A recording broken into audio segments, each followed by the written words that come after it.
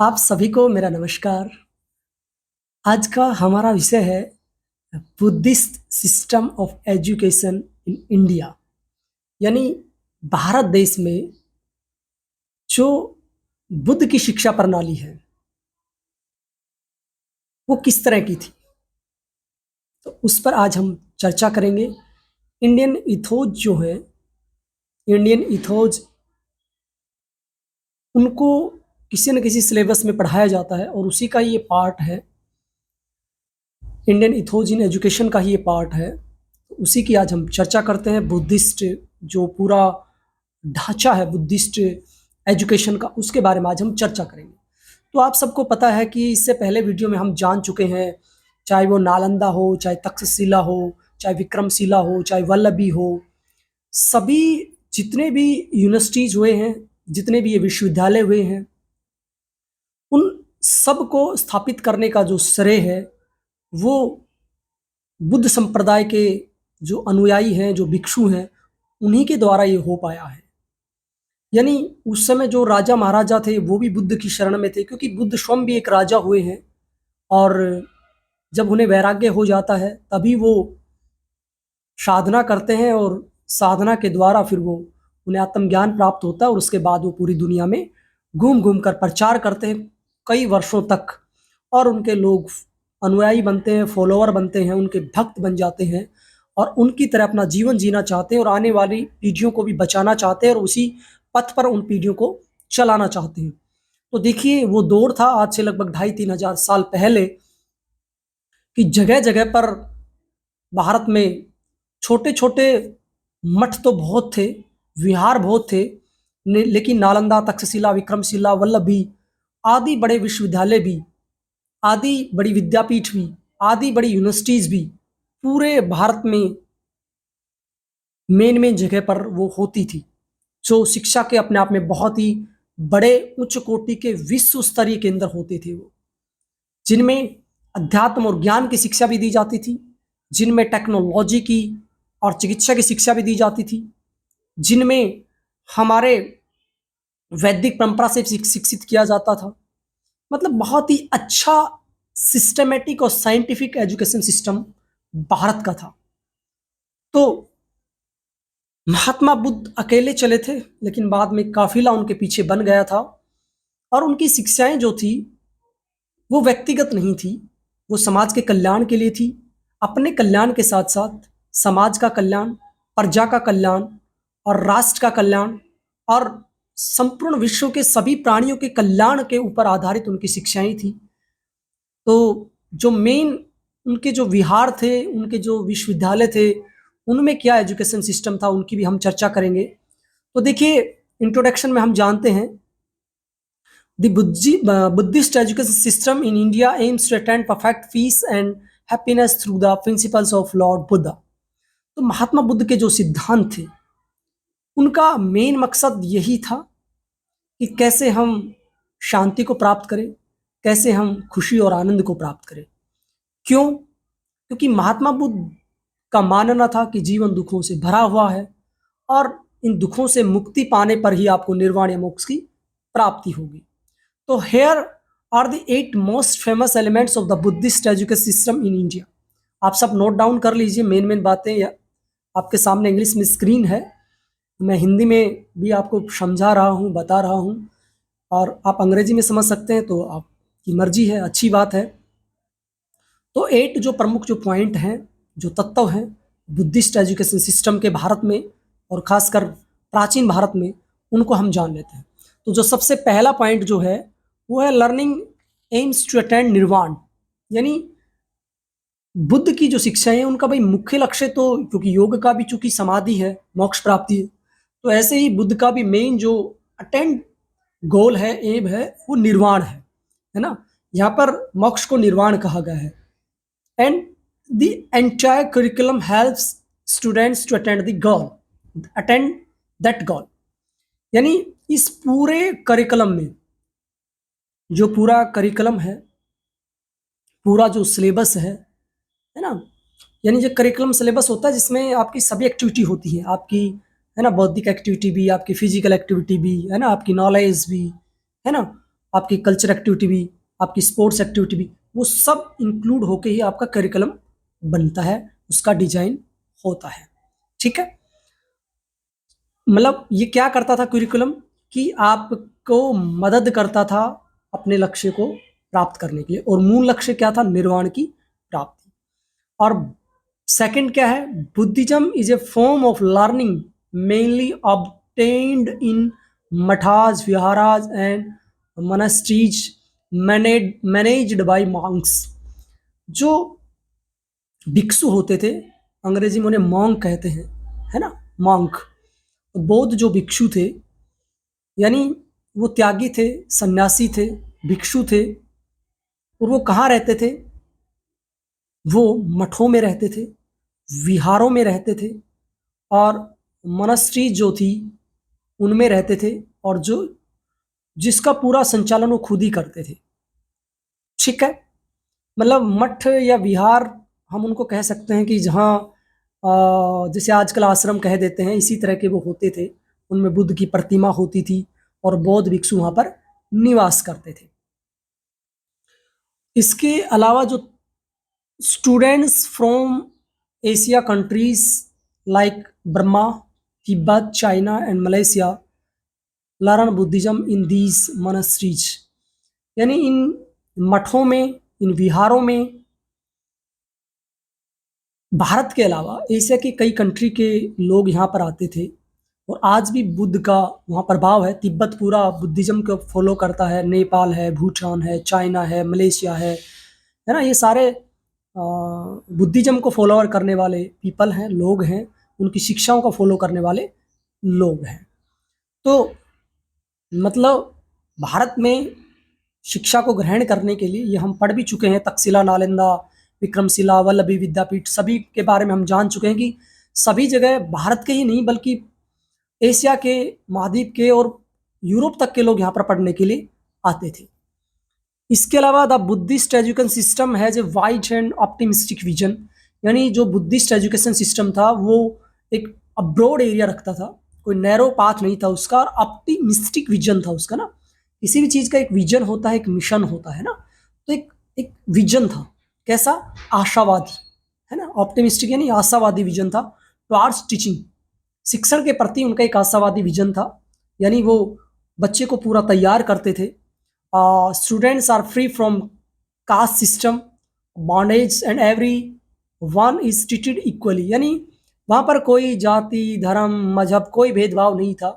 वहाँ आने के बाद व्यक्ति सभी समान थे। हम बात कर चुके हैं पहले, चाहे वो राजा का लड़का हो, चाहे वो रंक का लड़का हो, चाहे पुअर हो, है ना, कितना ही गरीब हो, कितना ही अमीर हो, किसी भी कास्ट का हो, जाति का हो, धर्म का हो, कोई मतलब नहीं था, वहाँ पर फ्री होते थे। Secular education is given priority along with religious and intellectual aspects, यानी धर्म निरपेक्ष जो शिक्षा थी वो प्रायोरिटी के तौर पे दी जाती थी सभी धर्मों को, है ना, बौद्धिक स्तर पर दी जाती थी। तो उसमें कोई ज़्यादा वो नहीं था कि भाई ये उस धर्म का बच्चा है, ऐसा कुछ नहीं होता था। इसलिए तो कहा भी जाता है ना कि हिंदू धर्म में कहते हैं कि शंकराचार्य बनने के लिए हिंदू धर्म का होना अनिवार्य है, पोप बनने के लिए ईसाई का होना अनिवार्य है ना।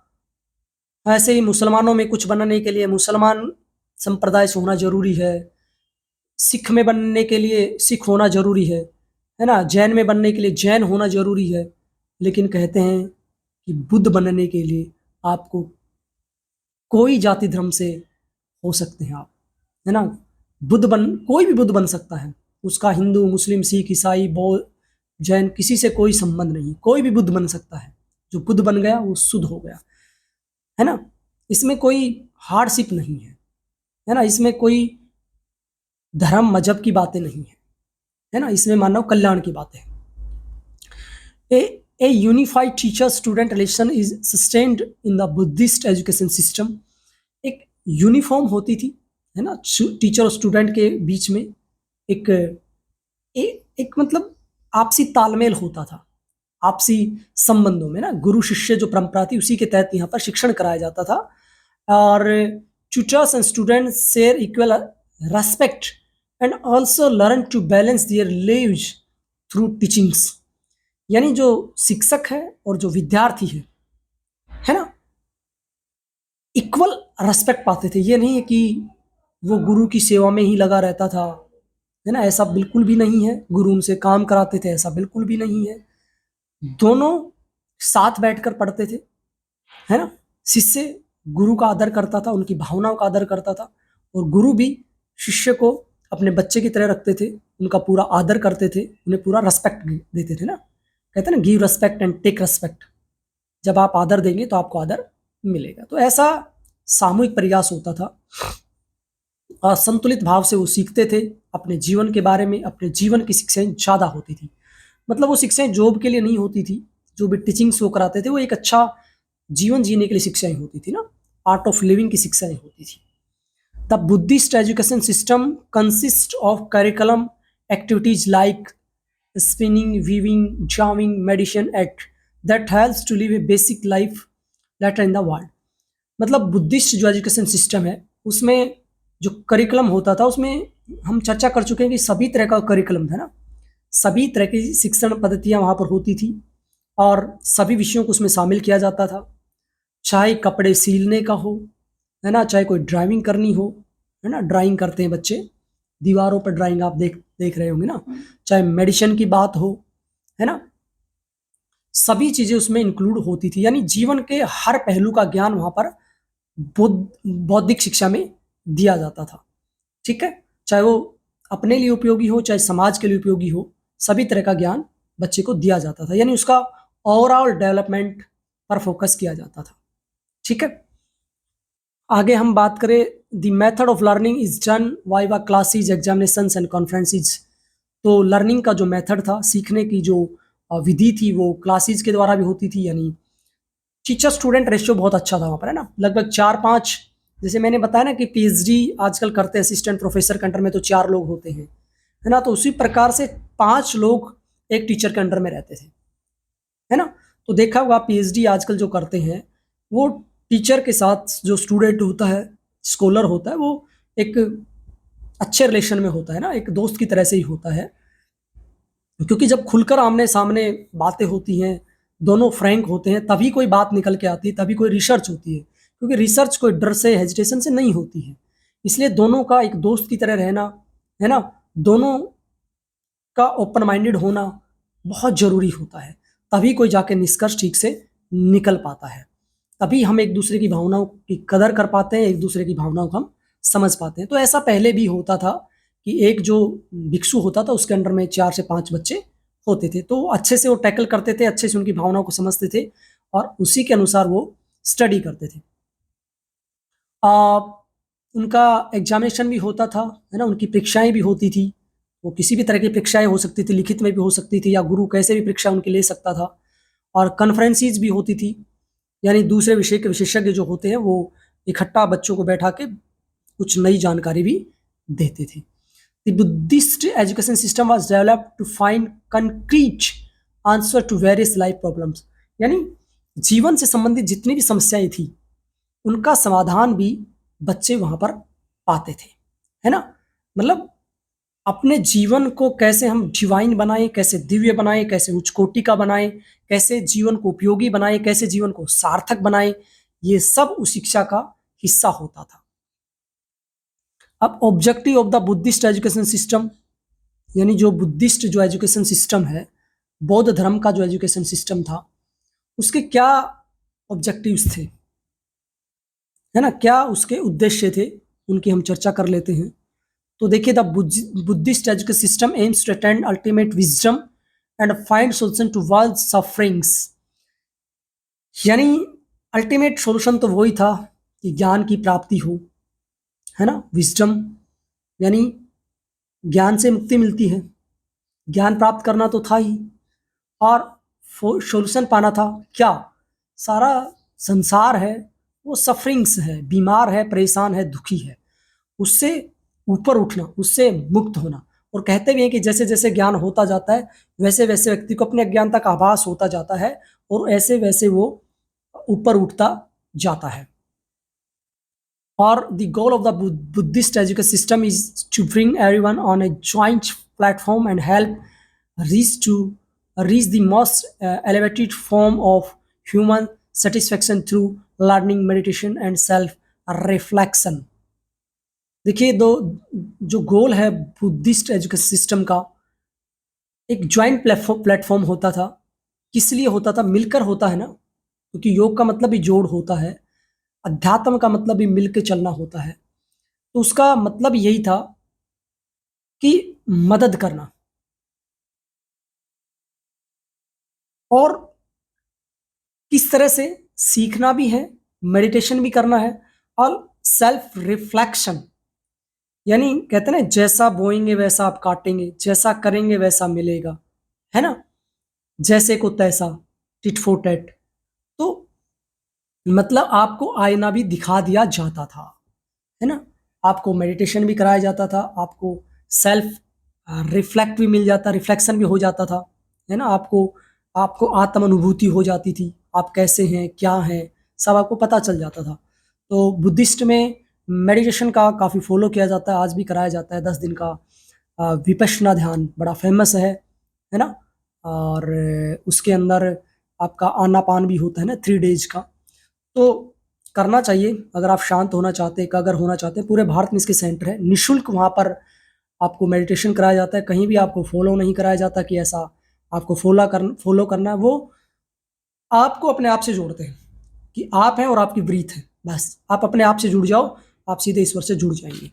तो बहुत ही अच्छा सात्विक आहार आपको वहाँ मिलता है, खाना पीना आपका बहुत ही सात्विक शुद्ध रहता है, पवित्र रहता है, आपका रहने की व्यवस्था वहीं पर होती है। तो जब भी आपके विचारों में उथल पुथल मचे, जब भी आप अशांत हो, दुखी हो, परेशान हो और आप चाहते हैं कि मैं शांति प्राप्त करना चाहता हूँ, तो ऑनलाइन आजकल धम्म.com वेबसाइट है, उसमें आप देख सकते हैं नियर बाय आपके जो सेंटर हैं, उनमें जाकर आप 10 दिन का विपश्यना शिविर कर सकते हैं। आगे है कि Buddha argues that supreme wisdom is not something that can be obtained, still it is inherent to one's nature and a person is required to dive into their subconscious and explore it। कि आप कैसे सर्वोच्च ज्ञान को प्राप्त कर सकते हैं, और वो एकदम से प्राप्त नहीं होता है। आप आज बहुत बुद्ध एजुकेशन सिस्टम से जुड़े और आज आपको इस सर्वोच्च ज्ञान प्राप्त हो गया, आपकी प्रकृति पर भी वो निर्भर करता है, आपके पूर्व जन्मों की साधना पर भी वो निर्भर करता है ना, आपके कॉन्शियस सबकॉन्शियस के ऊपर भी निर्भर करता है, आप कितना डेडिकेटेड है उसके ऊपर भी निर्भर करता है। कहते हैं कि बुद्ध को भी जो बुद्धित्व प्राप्त हुआ था, बोधत्व जो उन्हें मिला था, वो कहते हैं 25 जन्मों की साधना थी उनकी, शायद 26 या 27वें जन्म में उनको बुद्धत्व प्राप्त हुआ था। तो यहीं पर इसमें यही कहना चाहते हैं कि अगर आप सुप्रीम विजडम प्राप्त करना चाहते हैं तो इसमें आपका नेचर है ना, आपका प्रारब्ध है, आपकी पूर्व जन्म की साधनाएं हैं, है ना, आपका कॉन्शियस सबकॉन्शियस जो माइंड है वो सब प्रभावित करता है, उसी के आधार पर आपको निर्वाण प्राप्त हो सकता है। The Buddhist education system obtained popularity when it is started imparting education to students from various ethnicities and races। मतलब इस बुद्धिस्ट एजुकेशन सिस्टम को पॉपुलरिटी तब मिली जब इन्होंने अनेक विहार बनाए, मठ बनाए, शिक्षा के केंद्र बनाए, और मतलब कहीं भी उसमें जाति धर्म का कोई बंधन ही नहीं रहा, है ना, क्योंकि सब लोग वहीं आना चाहते हैं जहां कोई बंधन ना हो, जहां कोई कंट्रोवर्सी ना हो, जहां कोई हर व्यक्ति फ्री होना चाहता है वहां जाना चाहता है। जहां पर भी बंधन लगता है व्यक्ति नहीं जाना चाहता, क्योंकि बंधनों से तो मुक्त होना है ना, यही तो मोक्ष है, यही तो समाधि है। It is concentrates on the moral, intellectual, spiritual growth of student. यानी यहाँ पर सीधा फोकस किस पे होता था? एकाग्रता पे होता था, कंसंट्रेशन पे होता था, आपके मोरल पे होता था, नैतिकता पे होता था, है ना, ह्यूमन वैल्यूज पे होता था, इंटेलेक्चुअल पे होता था, और आपका आध्यात्मिक विकास कैसे हो उसके ऊपर फोकस होता था। तो उसका संबंध तो किसी जाति धर्म मजहब से नहीं है, इसलिए सब लोग इसमें जुड़ते चले गए। The Buddhist education system is a collected and practical education system that continues to impact society in modern times. It intends to cultivate harmony in all the areas of life। यानी जो बुद्धिस्ट एजुकेशन सिस्टम है एक collected है, इकट्ठा है और practical education system है ना, कोई भी मतलब थ्योरेटिकल सिस्टम नहीं है, प्रैक्टिकल एस्पेक्ट है। दैट क्या करता है, जो continues to impact society in modern times, की आधुनिक समय में भी वो समाज पर सीधा प्रभाव डालता है, यानी व्यक्ति के अंदर पूरे चेंजेस आ जाते हैं, है ना। वो अपनी भलाई के साथ समाज की भलाई सोचने लग जाता है, क्योंकि बुद्ध भी तो ऐसे ही थे ना। It intends to cultivate harmony in all the areas of life, यानी जीवन के हर पहलू पर समन्वय स्थापित किया जाता है ना, हर पहलू के बीच में आपसी सामंजस्य स्थापित किया जाता है, चाहे वो शारीरिक रूप से हो, चाहे मानसिक रूप से हो, चाहे आध्यात्मिक रूप से हो, चाहे सामाजिक रूप से हो, सभी पहलुओं को इसमें समाहित किया जाता है। और टीचिंग मेथोडोलॉजी क्या थी बुद्धिस्ट एजुकेशन सिस्टम में, उसको भी हम जान लेते हैं कि शिक्षण की जो विधियां थी वो कैसी थी। तो अकॉर्डिंग टू बुद्धिस्ट टीचर्स, यानी जो मोंग की होते थे उससे मोस्टली जो टीचर होते थे, there are 3 elements of learning, 3 elements थे और उनके नाम क्या थे, बॉडी, माइंड एंड कॉन्शियसनेस। यानी उनकी जो मेन शिक्षा थी वो किसके ऊपर थी, आपके शरीर को ठीक करना, आपके दिमाग को ठीक करना और आपकी चेतना को ठीक करना। These are 3 main elements of learning, कि अगर आपने बॉडी को समझ लिया, आपने माइंड के नेचर को समझ लिया और आपने कॉन्शियसनेस को समझ लिया, चेतना को समझ लिया, तो समझ लीजिए आपका कल्याण हो गया। तो ये 3 मुख्य आधार थे। The students mind, body and consciousness level varies, क्योंकि सबका अलग अलग है ना, सबका प्रारब्ध अलग अलग था, सभी की शरीर अलग अलग है, सभी का माइंड अलग अलग है, सभी की चेतना अलग अलग है, उनके लेवल भी अलग अलग है ना, वेरीज है, वराइटीज है उसमें। So for every age group there is a different teaching method. कितनी बड़ी बात है कि उस टाइम में भी अलग अलग एज ग्रुप के अनुसार, क्योंकि छोटे बच्चे का कॉन्शियसनेस यानी चेतना अलग होगी, उसका माइंड अलग होगा, तो उसके अनुसार उनकी शिक्षण पद्धति अलग होती थी। जो अलग चेतना के थे, अलग बॉडी माइंड रिलेशन था जिनका, उनकी अलग क्लासेज होती थी, उनका एज ग्रुप अलग होता था, है ना, अलग अलग बटे हुए थे। ये हम पढ़ भी चुके हैं नालंदा और तक्षशिला में। Below are some of the ways of teaching student in monasteries. जो मोनास्ट्रीज जो थे, जहाँ मॉन्क रहते थे, जो बुद्धिस्ट के जो साधु रहते थे, तो वहाँ पर अलग अलग लेवल की कैटेगरी होती थी, उन्हीं के अनुसार उनका एडमिशन होता था, उनका चयन होता था। इन the Buddhist period the Pali language was very common, so this became the medium of instruction in the monasteries. यानी उन्हें मगधी कहा जाता था और आजकल उसको पाली भाषा कहा जाता है। तो पाली भाषा में जो बुद्ध की शिक्षाएं थी वो होती थी। पाली एक मतलब बहुत ही प्राचीन भाषा है, बहुत ही अच्छी भाषा है। तो पाली भाषा में सारा ज्ञान दिया जाता था। वैसे तो इजी लैंग्वेज है, ज़्यादा कठिन नहीं है, संस्कृत से मिलती जुलती लैंग्वेज है, जिन्हें उस जमाने में मगधी भाषा कहा जाता था, लेकिन आजकल पाली भाषा कहा जाता है ना। और जो मोनेस्ट्रीज होती थी, तो जो उनके जो मॉन्क होते थे वो पाली भाषा ही बोलते थे। द बुद्धिस्ट एजुकेटर्स, यानी जो एजुकेटर्स होते थे या उनके जो मॉन्क होते थे, have prepared manuscripts from important text, यानी वो अच्छी अच्छी किताबें पढ़ते थे, मूल ग्रंथ पढ़ते थे, and scriptures for centuries and have kept them safe in laboratories. उन्हें लैबोरेटरीज में या लाइब्रेरीज में जो भी उन्होंने ज्ञान प्राप्त किया था, वहाँ वो उस ज्ञान को, मूल जो टेक्स्ट थे उनसे पढ़ते थे, बुद्ध की शिक्षाओं का पालन करते थे, फिर उन्हें लाइब्रेरी में अपने नोट्स बनाकर भी वो रखते थे ताकि आगे भी वो काम आ सके। The teacher teach the scriptures and use various types of teaching method to students at present. यानी अलग अलग तरीके से वो पढ़ाते थे, जो गुरु होते थे, जो टीचर्स होते थे, जो ट्यूटर होते थे, वो अलग अलग तरीके से बच्चों को शिक्षण कराते थे ताकि बच्चे के दिमाग में वो चीज़ें चली जाएं। The Buddhist monk teach activity aimed और design subject through demonstration, representation and training method. यानी वो डेमोस्ट्रेशन भी देते थे, है ना, प्रैक्टिकली एस्पेक्ट भी कराते थे, और जैसे उन्हें कोई ध्यान की बातें बतानी थी तो वो प्रैक्टिकली ध्यान कराते थे, है ना। और कोई चीज़ उन्हें करके दिखानी थी, जैसे कोई आसन सिखा रहे हैं तो आसन उन्हें करके दिखाना पड़ता था, खुद करके दिखाते फिर बच्चों से करवाते, है ना। अलग अलग ट्रेनिंग मेथड वो प्रयोग करते थे। Students will higher consciousness are given the opportunity to self study earlier. यानी जो विद्यार्थी हैं वो उच्च चेतना, यानी उनको पूरा एक्सप्लोर करने का अवसर दिया जाता था विद्यार्थियों को कि कैसे वो अपनी चेतना को जागृत करें, कैसे उनकी कॉन्शियसनेस है वो अवेयर हो जाए, और वो कैसे अपने दिमाग से, अपने विवेक से, अपने स्वाध्याय से अपने लक्ष्य को प्राप्त कर सके। यानी गुरु जो होता था वो मोटिवेटर होता था, ये कह सकते हैं कि बच्चे में छिपे हुए ज्ञान को वो निकालने की कोशिश करता था, है ना?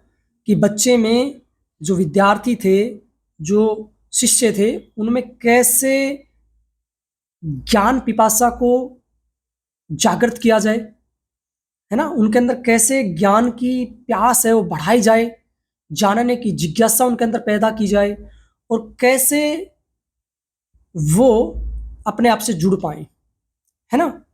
तो ये दायित्व जो होता था, ये गुरु का दायित्व होता था, मोंक का दायित्व होता था, बौद्ध भिक्षु का दायित्व होता था।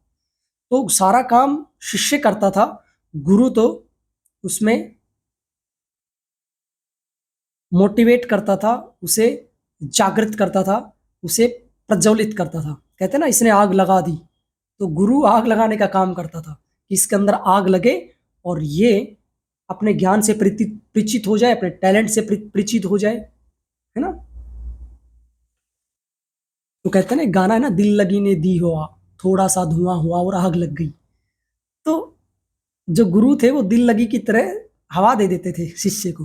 तो हवा देने से क्या होता था कि दिल लगी ने दी हवा, थोड़ा सा धुआं हुआ, बच्चे के अंदर थोड़ी सी दिमाग उथल पुथल हुआ और आग लग गई। यानी बच्चे के अंदर जुनून पैदा हो गया, जोश पैदा हो गया, उत्साह पैदा हो गया, और वो ज्ञान की अलख उनके अंदर आ गई, और उसके बाद वो अपने लक्ष्य को प्राप्त हुए। Subjects of the Buddhist education system, यानी बुद्धिस्ट एजुकेशन सिस्टम में क्या क्या सब्जेक्ट होते थे? तो देखिए, Buddhist education system is the premier education system to introduce a systematic curriculum consisting of primary and secondary levels. यानी प्राइमरी लेवल का भी उनका अपना सिलेबस होता था, सेकेंडरी लेवल का, प्राइमरी यानी 5वीं तक का सिस्टम था, और यानी छोटे जो बच्चे होते थे लगभग 10 साल के, और सेकेंडरी लेवल जो होता था लगभग 10वीं 12वीं तक के जो बच्चे होते थे, क्योंकि हो सकता है उस समय एज होगी, क्योंकि आजकल तो सेकेंडरी हम 10वीं तक के बच्चे मानते हैं। तो वो सिस्टम था। While in primary schooling the students are taught basic reading, writing, maths and problem solving. यानी आजकल जो मेथड है उसी तरह का मेथड वहाँ पर प्रयोग किया जाता था। बच्चों को छोटी छोटी बातें पढ़ाई जाती थी, कैसे उन्हें लिखना है ना, कैसे उन्हें पढ़ना है ना, कैसे उन्हें प्रॉब्लम सोल्व करनी है, ये सब पढ़ाई जाती थी। बड़े बच्चों को उनके अनुसार टॉपिक पढ़ाए जाते थे।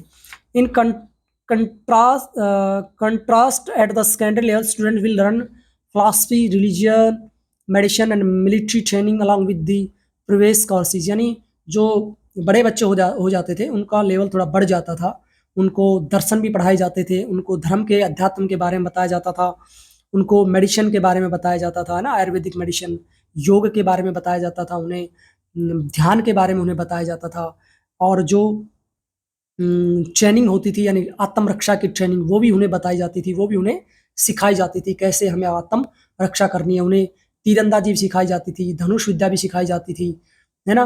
उन्हें मलखम भी सिखाया जाता, तरह तरह की विद्याएं उन्हें सिखाई जाती थी, उन्हें पारंगत किया जाता था, उन्हें उनका ओवरऑल डेवलपमेंट किया जाता था, और उन्हें जो प्रीवियस जो ज्ञान था उससे आगे की नॉलेज भी दी जाती थी।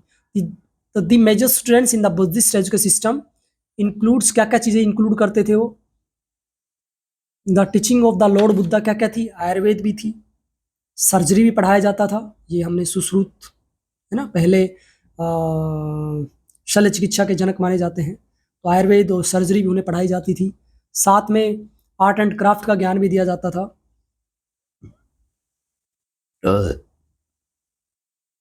आर्ट वर्क भी उन्हें कराया जाता था, सेविंग, सीलना जो है, कपड़े की प्रिंटिंग है, टेलरिंग है ना, टाके लगाना होता है ना, बटन लगाते हैं या कपड़ा सीलते हैं, वो सब सिखाया जाता था। कढ़ाई, बुनाई, वाणिज्य का भी उन्हें ज्ञान दिया जाता था, कृषि का ज्ञान भी उन्हें दिया जाता था, धर्म का ज्ञान भी उन्हें दिया जाता था, अध्यात्म का ज्ञान भी उन्हें दिया जाता था, नैतिकता का ज्ञान भी उन्हें दिया जाता था, आत्मरक्षा की शैली का ज्ञान भी उन्हें दिया जाता था, है ना, सेवा भाव भी उन्हें, उसका ज्ञान भी कराया जाता था, देश की रक्षा के लिए, है ना, समाज की रक्षा के लिए, सब बातें उन्हें बताई जाती थी, पढ़ाई जाती थी, समझाई जाती थी। तर्क वितर्क भी उन्हें पढ़ाए जाते थे, है ना, डिबेट्स भी वो करते थे। संस्कृत या पाली भाषा में जो भी अच्छी बातें थी वो सब उन्हें पढ़ाई जाती थी। The curriculum of the Buddhist education system is free from joint narrowness, यानी कहीं भी उनका एजुकेशन सिस्टम था वो कहीं भी नैरोनेस नहीं था, नैरो माइंडेड लोग नहीं थे वहाँ पर, अब्रोड थी, क्योंकि अब्रोड विचारधारा थी। And it is concentrates on the growth and promotion of art and literature, यानी आपकी जो कला है और आपका जो साहित्य है उसका पूरी ग्रोथ की जाती थी, उसका पूरा प्रमोशन किया जाता था। The upliftment of the centuries by the alt medievals and current governments has assist in building an organized system, यानी बच्चे का ग्रोथ अपलिफ्टमेंट किया जाता था, है ना। और जो अनुभवी व्यक्ति होते थे, अनुभवी जो भिक्षु होते थे, वो कोशिश करते थे कि अपने जैसे और अधिक शिक्षक तैयार किए जाएं और अधिक बौद्ध भिक्षु तैयार किए जाएं, ताकि पूरे देश में, पूरी दुनिया में क्रांति आ जाए, शांति स्थापित हो जाए। एजुकेशन एज गिवन जातकाज आपके सिलेबस का हिस्सा भी है कि जो जातक हैं उसमें एजुकेशन सिस्टम क्या था। तो देखिए, सबसे पहले हमें जानना पड़ेगा जातक किसे कहते हैं। तो देखिए, जातक the stories of the Buddha in his previous birth, जो बुद्ध के पिछले जन्म की जो कहानियां हैं, है ना, वो जातक हैं। बुद्ध के पिछले जन्म की जो कहानियां हैं वो जातक हैं, जातक कथाएं भी कहते हैं। और दो जो बीइंग एंडेवरिंग फॉर अटेंडिंग पूर्ण बुद्धता in both human and animal form, कि कैसे बुद्ध ने अलग अलग रूपों में, यानी बुद्ध जो थे वो कई रूपों में हुए हैं ना, कई जन्मों में अलग अलग रूपों में थे। तो किसी में वो कुत्ते रहे हैं, किसी में वो घोड़े रहे हैं, किसी में वो पक्षी रहे हैं, किसी में वो इंसान रहे हैं। तो मैंने बताया था ना आपको कि लगभग 25वें 26वें या 27वें जन्म में उन्हें बुद्धत्व प्राप्त हुआ था, यह उनका 27वां जन्म था शायद। तो इससे पहले जितने भी जन्म बुद्ध के हुए थे उनकी सारी जो कहानियां हैं, कुत्ते के रूप में है, घोड़े के रूप में है, गधे के रूप में है, किसी भी रूप में हो सकती है, पशु पक्षी इंसान जानवर, उन सब रूपों की जो कहानियां हैं वो जातक है, ठीक है। और कैसे उन्होंने बुद्धत्व प्राप्त किया, है ना, ह्यूमन फॉर्म में भी, मानव के रूप में भी और पशुओं के रूप में भी, है ना, वो सब इन जातक स्टोरीज के अंदर है। तो इतना शायद आप समझ गए होंगे। और the Jataka are an important part of Buddhist art and literature, तो जो जातक कथाएं हैं वो महत्वपूर्ण पार्ट हैं बुद्धिस्ट आर्ट का, कला का और साहित्य का। तो आप समझ गए होंगे कि ये विश्व की प्राचीनतम लिखित कहानियां इनके अंदर हैं, जातक कथाएं हैं, जिनमें 6000 कहानियों का संग्रह मिलता है। तो सारी कहानियां महात्मा बुद्ध से ही जोड़ के बताई गई हैं, जिनमें सारी ज्ञान की बातें हैं, सारी मोक्ष की, निर्वाण की बातें हैं। छोटी छोटी स्टोरीज के द्वारा व्यक्ति को बताया गया है, समझाया गया है कि कैसे आप अपने जीवन का डेवलप कर सकते हैं।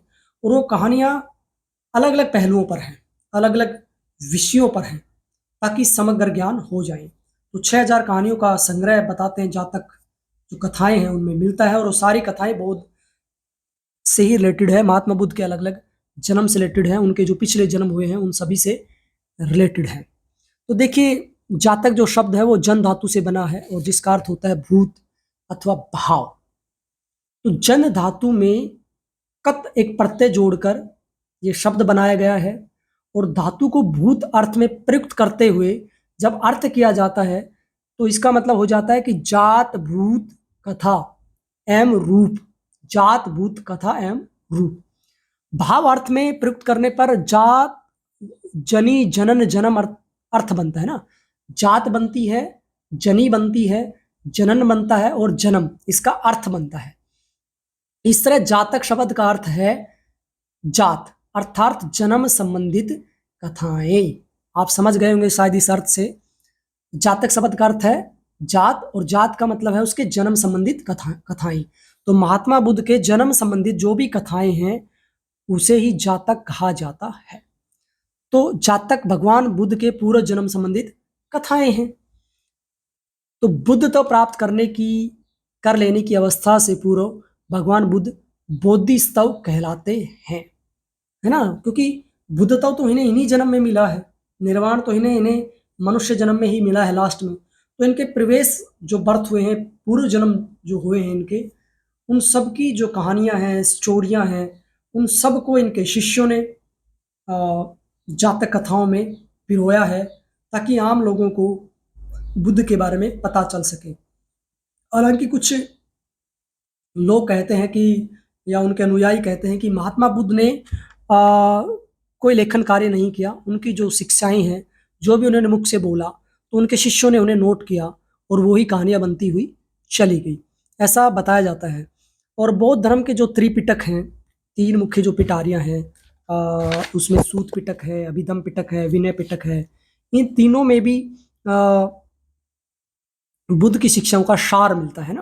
त्रिपिटक में बुद्ध की शिक्षाओं का सार मिलता है, और इनके शिष्यों ने, क्योंकि बुद्ध ने कुछ लिखा नहीं, तो इनके शिष्यों ने त्रिपिटक में ही इनके उपदेशों को समाहित किया था।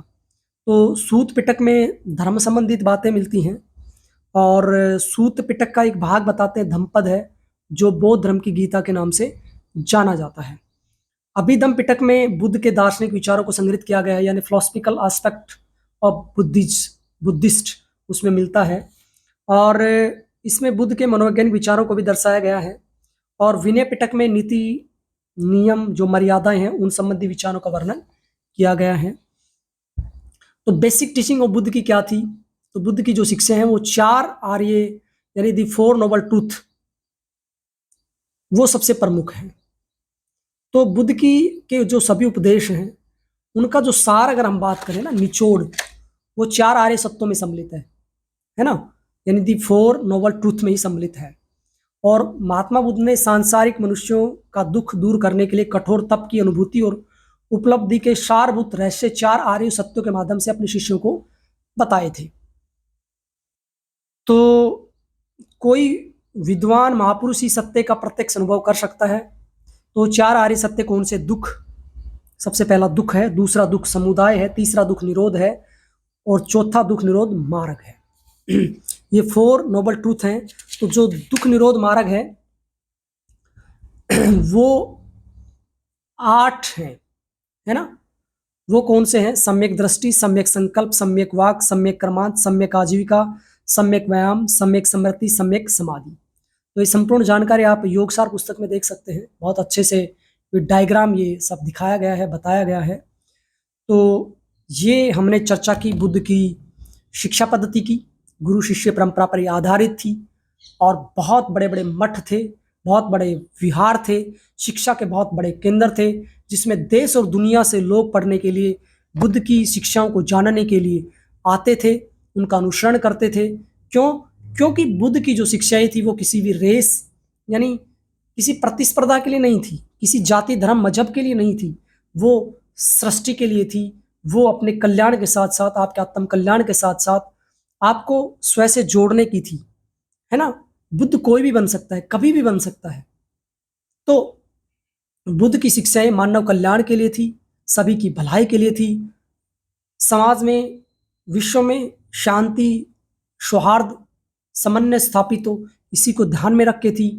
कोई अमीर गरीब के लिए नहीं थी कि राजा का बेटा है उसी को शिक्षा मिलेगी, गरीब के बच्चे को नहीं मिलेगी। शिक्षा बच्चे की प्रारब्ध के अनुसार, उनके नेचर के अनुसार, उनकी प्रकृति के अनुसार, उनको अलग अलग कैटेगरी में बांटकर सारी शिक्षाएं दी जाती थी। और जो जातक कथाएं हैं वो तो हम आपको बता ही चुके हैं, उनमें तो बुद्ध की शिक्षाओं का पूरा ही वर्णन मिलता है ना, स्टोरीज के माध्यम से, कहानियों के माध्यम से। हम सब ने भी तो पढ़ा है ना, दूसरी, तीसरी, चौथी, पांचवी, छठी, सातवीं, सब में क्या है? स्टोरीज है। स्टोरीज के माध्यम से जीव बातों को बताया जाता था। हमने शंकराचार्य जी के बारे में भी पढ़ा है ना, 4th क्लास में। हमने डोसी की पहाड़ी के बारे में भी पढ़ा है, 4th 5th में एक चैप्टर होता था। तो सभी राजाओं की, महाराजाओं की या विद्वानों की कहानियों को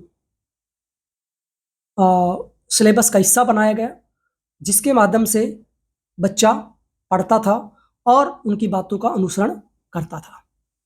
तो अंत में मैं कहना चाहता हूं कि बुद्ध शरणम गच्छामि, यानी मैं बुद्ध की शरण लेता हूं। धम्म शरणम गच्छामि, मैं धर्म की शरण लेता हूं। संगम शरणम गच्छामि, मैं संघ की शरण लेता हूँ। इसी के साथ महात्मा बुद्ध के चरणों में कोटिस कोटिस नमन करते हुए, प्रणाम करते हुए, ऐसी दिव्य अवतार पुरुष को नमन करते हुए मैं आज का व्याख्यान समाप्त करता हूँ। बहुत बहुत धन्यवाद। आप सभी का दिन शुभ हो। धन्यवाद।